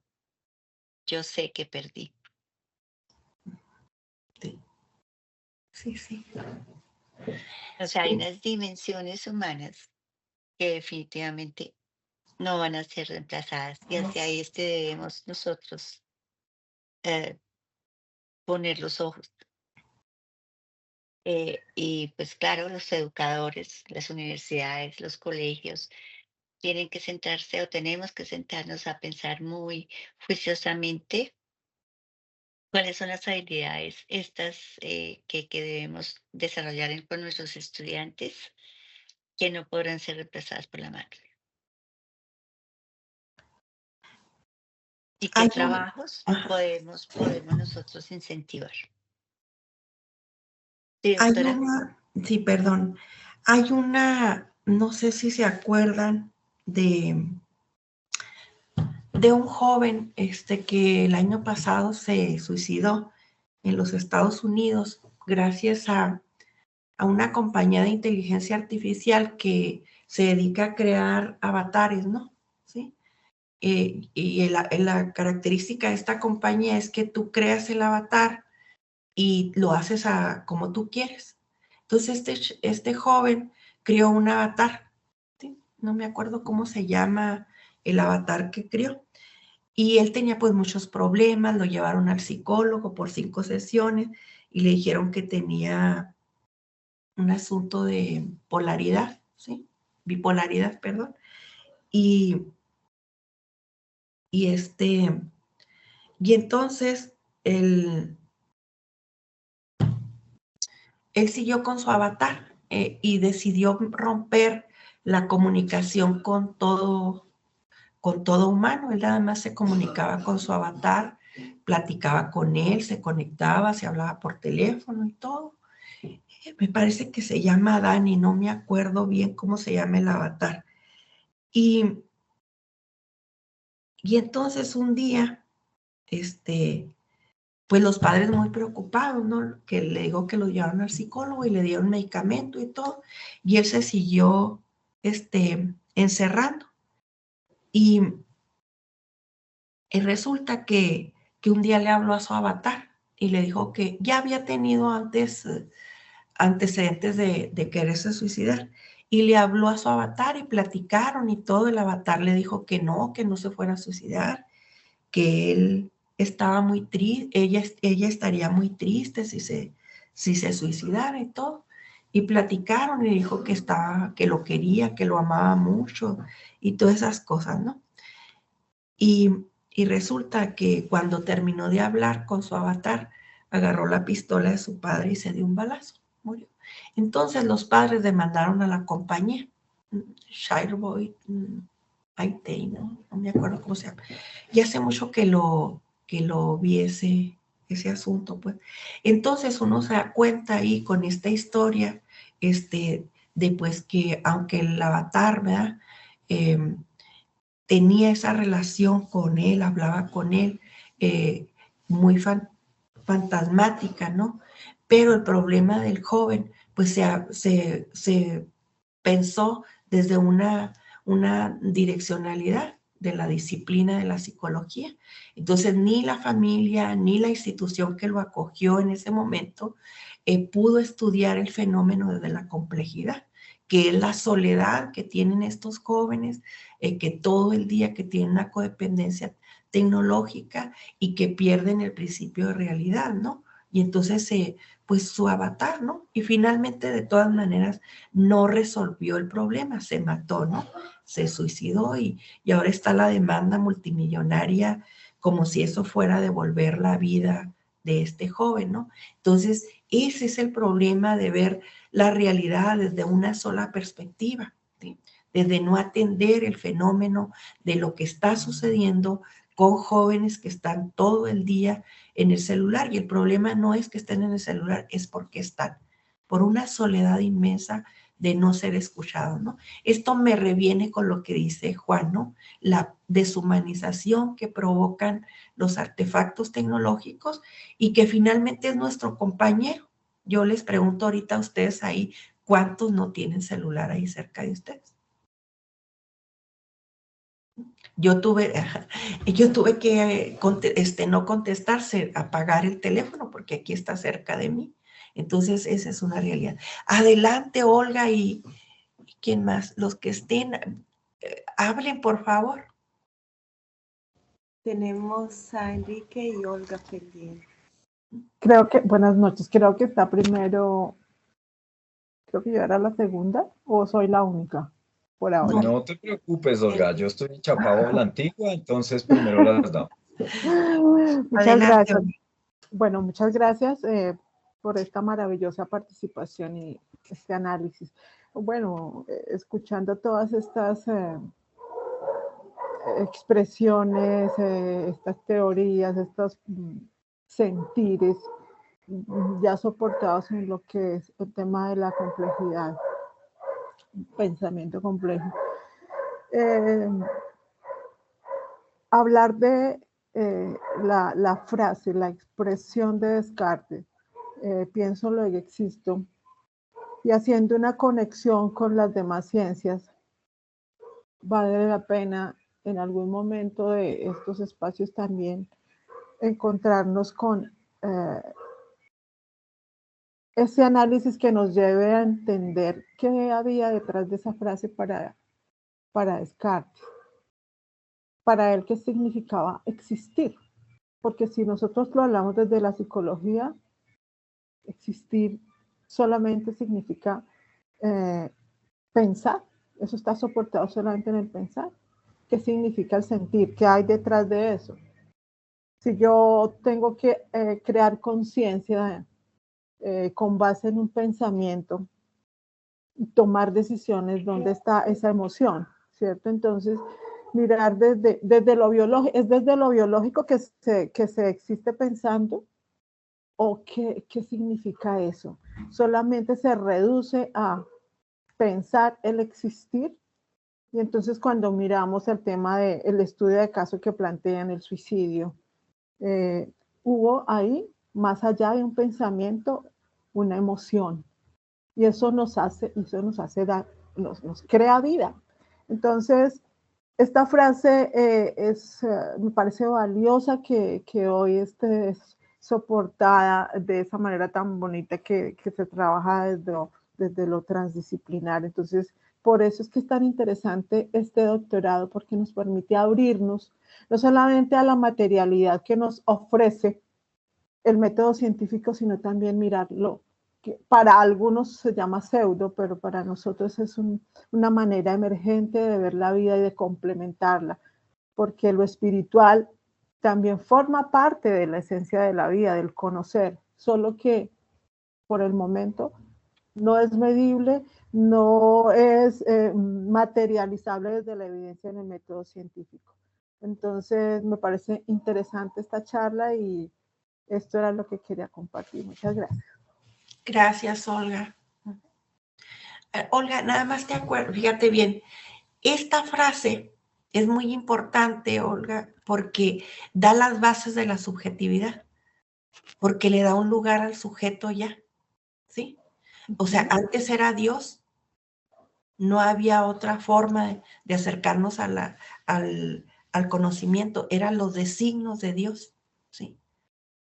Entonces, cuando Galileo, Copérnico, Newton empiezan a traer otras ideas, ¿sí? Lo que hace Descartes es que capitaliza esas ideas y matematiza la ciencia, ¿sí? Fue por eso se le llama el filósofo de la modernidad, ¿sí? Claro, y Sí. muy interesante mirar cómo también ha evolucionado esa definición de existencia y todo lo que se deriva de ahí. Y sobre todo cuando estamos articulándolo con otras ciencias. Entonces, en ese sentido es que nosotros, o yo planteo ese análisis crítico frente a al significado de esa frase en su momento. Sí. Gracias, Olga. A ustedes. Adelante, adelante. Bueno, doctora Norma, yo traigo la cabeza un poco revolucionada. La semana pasada estuve en un congreso donde científicos de todas las latitudes se presentaron a mostrar sus avances, cosas impresionantes. Y voy a pensar un poco en caliente mientras escuchaba las reflexiones de Juan, pues obviamente su magnífica charla y ahora lo que presenta Olga, las Olgas que han participado. Yo decía, bueno, si yo, por ejemplo, que soy melómano y me encantan las antigüedades, cuando salieron los elementos digitales, la música digitalizada, empezamos con el romanticismo de lo que se llamaba el scratch. No sé si ustedes se acuerdan, del tornamesa. Y a mí me encanta ese sonido, ¿cierto? Pero si yo hablo con mis hijos del scratch, ellos no tienen ni idea de qué es eso. Dicen, papá, el que se te rayó fue tu cerebro, ¿no? Ellos manejan otro paradigma. Y aquí voy a tratar de unir un poco este tema de Thomas Kuhn. Cuando hablamos de hay que humanizarnos, porque era el centro precisamente de este congreso, lo que pregunta es qué tipo de humanidad queremos para el futuro. Pero me parece interesante unas reflexiones que se hacían y es, por ejemplo, nosotros lo voy a vincular lo del Scratch con el tema del vehículo autónomo. El vehículo autónomo, usted decía, doctora, que se sentía sola en el vehículo y Juan presentaba el tema de que nosotros los humanos queremos que haya como un piloto para tener como seguridad. Pero si yo avanzo en el futuro y pienso en una persona que crece en un paradigma ya de vehículos autónomos, no va a decir eso. Como mis hijos no hablan del Scratch porque no tienen ese paradigma, una persona que crece en ese cambio tecnológico ya va a estar acostumbrada a ese no humano. De hecho, en este congreso se planteaba preguntas como ¿cómo vamos a manejar jurídicamente un matrimonio de inteligencia artificial con un humano? Porque en el futuro, si nos vamos al pasado, nadie pensaba que un ser humano pudiera considerarse un árbol, que un ser humano pudiera considerarse un perro, que un ser humano pudiera considerarse una serpiente. Hoy los tenemos y la psicología nos dice que hay que aceptar y hay que aceptar, y la persona tiene su determinismo, su individualidad y hay que respetar y está claro. Ahora, las preguntas que se hacen, y vuelvo al tema del auto, pues yo trabajo con análisis de diseños de futuros y precisamente, por ejemplo, hablando de esto con la Agencia Nacional de Seguridad Vial, estábamos haciendo cuál era el futuro de la seguridad vial. Y allí había un tema, ¿qué va a pasar el día de mañana? Planteaba allí en la mesa de trabajo, ¿qué va a pasar el día de mañana cuando un auto autónomo atropella a una persona. Porque el paradigma hoy es pedir los documentos del conductor, ¿cierto? Entonces, si alguien atropella a alguien, alguien lastima a alguien con el vehículo, inmediatamente inmovilizan el vehículo y le piden papeles a los involucrados para tenerlos ahí quietos. Entonces, si vamos a pensar a futuro y cómo van a manejarse estas cosas, ¿quién le va a pedir papeles a quién, por ejemplo? Entonces, ¿por qué traigo estas reflexiones? Porque yo creo que hace 30 años no nos imaginábamos lo que decía, que pudiéramos tener un tema multiespecie, que pudiéramos tener un tema transespecie. Y, por ejemplo, aquí estamos hablando de recuperar lo humano y yo quiero dejar claro que soy partidario de esto, pero por eso les digo que mi mente está dando vueltas, porque allí hay que contemplar también otro paradigma, y es que hay personas que dicen que incluso ya lo poshumano, es decir, los que estamos aquí no somos valiosos para el futuro. Y hay que reemplazarnos con un poshumano que sea una versión mejorada de nosotros. Vuelvo y repito, hago un paréntesis, yo no estoy diciendo que yo estoy de acuerdo, lo que estoy es planteando ideas para las discusiones, que pues creo que ese es el objetivo de este espacio.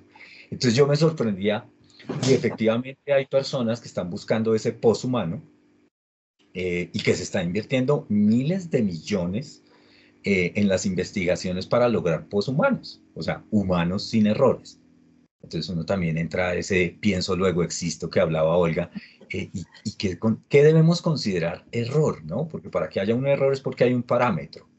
Y entonces, ¿quién va a decir cuál es el parámetro y cuál es el error para determinar lo que muchas películas de ciencia ficción nos plantean? Y es entonces, ¿quiénes deben vivir y quiénes no deben vivir? ¿Quiénes van a ser considerados normales?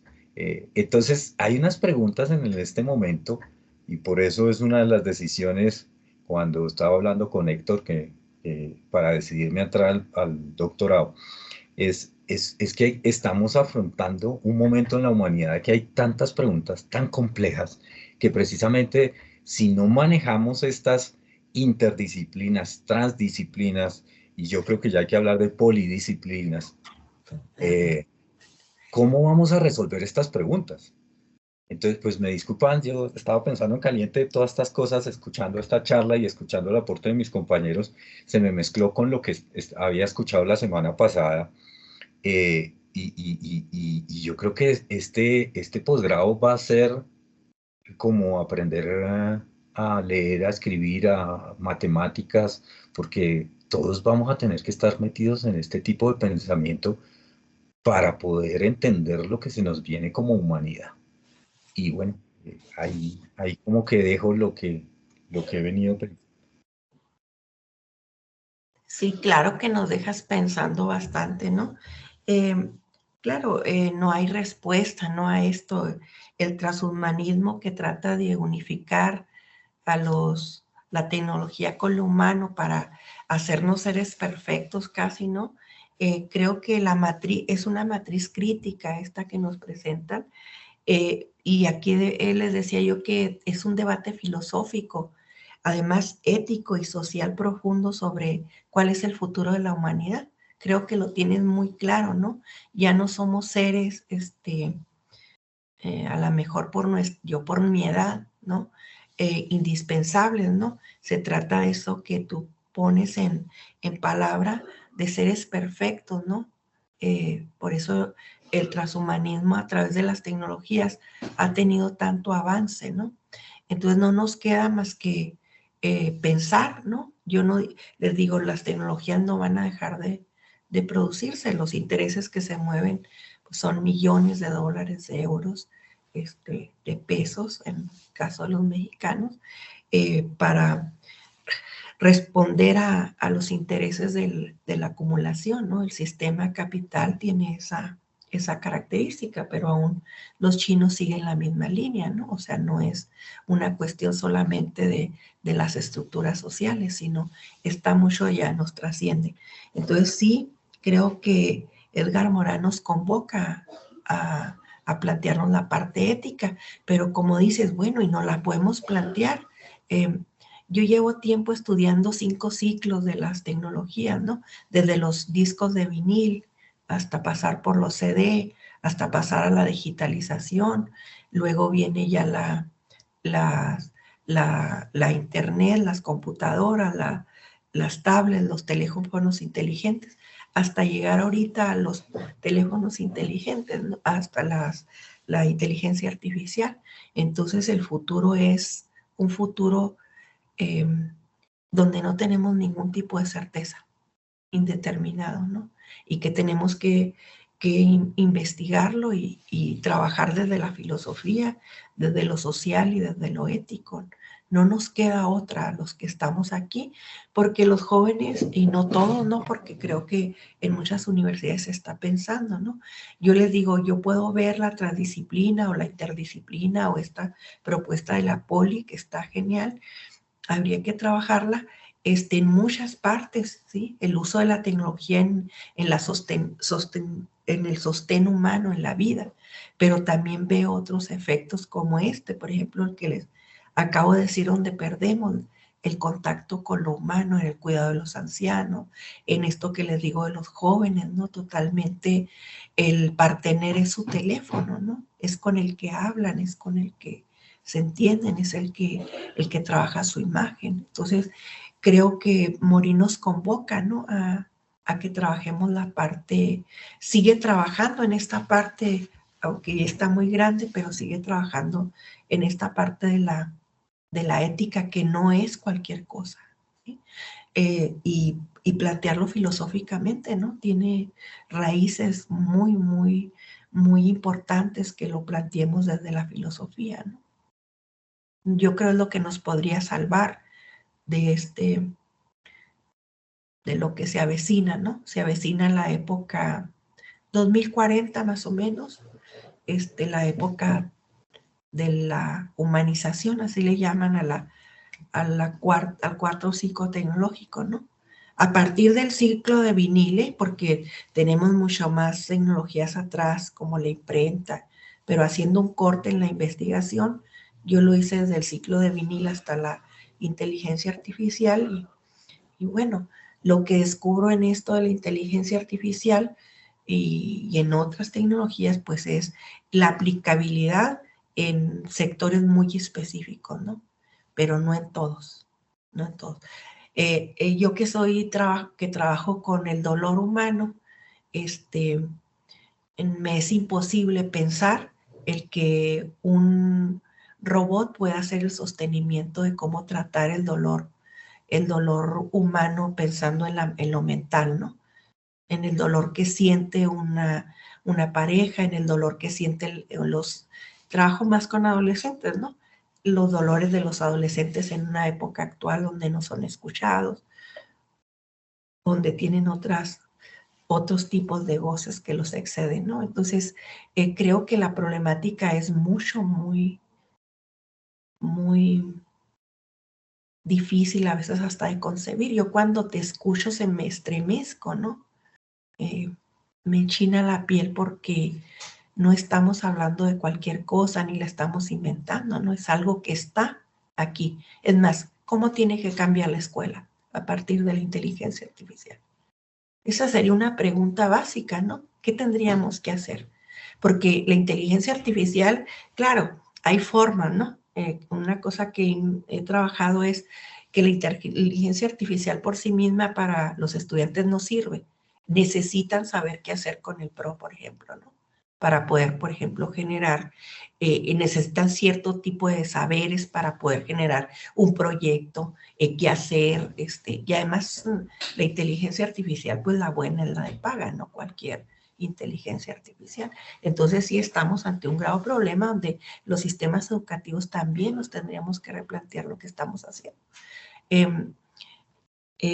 Pues ahorita tenemos el problema del plagio, ¿no? En las escuelas desde básica hasta nivel superior, ¿no? Con la AI, ¿sí? Con el chat, con el chat. Sí. Bueno, ¿alguien Doctora, más? Ah, sí, adelante. Yo quisiera comentar 2 cositas respecto a lo que usted dice. que se me vienen a la mente mientras la escuchaba.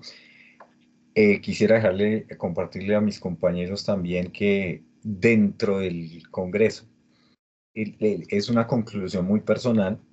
Ahí están las grabaciones para quien quiera revisarlas, que es un material muy valioso. La verdad es que genios de todas partes del mundo fueron convocados. Hasta los astronautas de la Estación Espacial China dieron unos aportes, una charla desde la estación. Fue tremendo.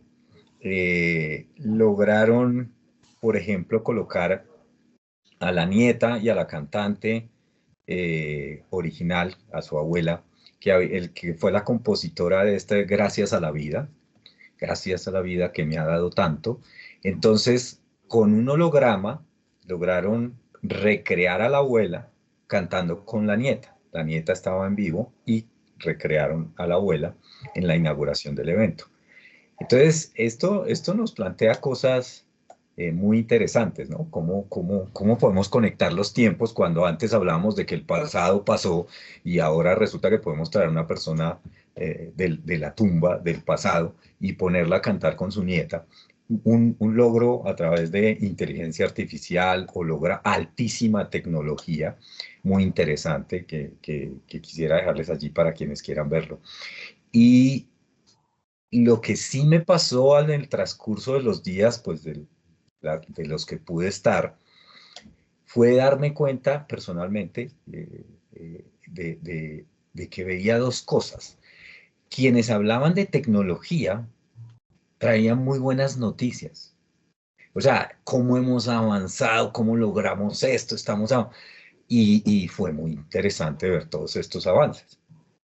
Pero personalmente, cuando yo empecé a escuchar ya las personas que hablaban del medio ambiente, ya la cosa era distinta. Sí. Y eso me dejó un poco inquieto. Claro. Pese a que evidentemente le trataban pero si yo separo el mínimo común denominador en quienes hablaban de tecnología, un todo hacia el futuro es maravilloso. Pero quienes hablaban vuelvo, insisto, de temas agricultura, agua, océanos, todos planteaban problemas de cifras en rojo y que efectivamente estaban utilizando tecnología, ciencia de último nivel y de tecnología de vanguardia para tratar de reversar daños. Pero aún así, todos los que hablaron de temas ambientales hablaban de cifras rojas. Entonces, eso es algo muy personal que quería dejarles, a ver si de pronto alguien que curiose de esas exposiciones de pronto llega a la misma conclusión, comparte esto o nos puede